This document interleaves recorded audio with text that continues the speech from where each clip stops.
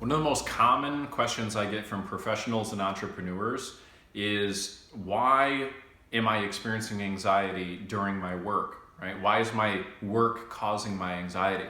And the first thing I have to bust in terms of a myth here for you is that your work is not the cause of your anxiety, okay? At this stage of my career, I've seen so many cases of people who have been in all different walks of life, all different career paths, all different stages of entrepreneurship, who are both either on the one hand, very well adjusted, feeling grateful, peace of mind on a daily basis, no anxiety, or on the other hand, in a situation almost parallel to that type of person in terms of their economic situation, and they are freaked out of their mind dealing with anxiety.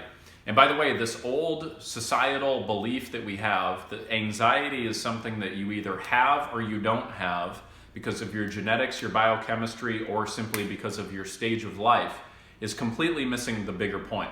It's not the case. Anxiety is not something that you just catch and now you have as if it's some common cold. It's also not something that's predetermined inside of your genetics.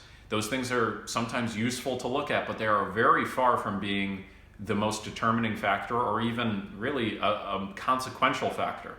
The thing that is causing your anxiety is best described as an internal pattern of thought, emotion, and behavior. Okay, with the key word being a pattern. Okay, so the thing to understand here is the thing that is triggering you inside of your external environment is not the actual cause. Okay, for instance, one person could get laid off in their profession. Okay, another person could also get laid off. The two of them are going to have completely different emotional responses. And that comes down to a number of distinct things. It comes down to, firstly, what the two of them are going to be choosing to focus on about that situation.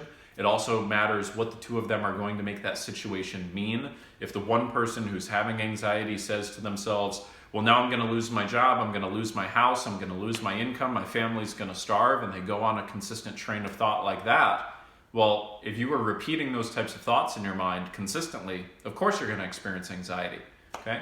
If the second person is choosing to say, okay, what could I do next? Maybe this is an opportunity for me to move into a career space that I actually enjoy more. Maybe I could actually start earning more than I was before.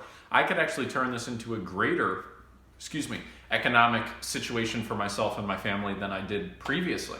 Well, that could be something very worthwhile, all right? So depending on what your internally conditioned patterns of focus are, your internally conditioned patterns of making things mean are, you're going to have a completely different emotional response. And the third and final one is how you're going to physiologically respond, okay?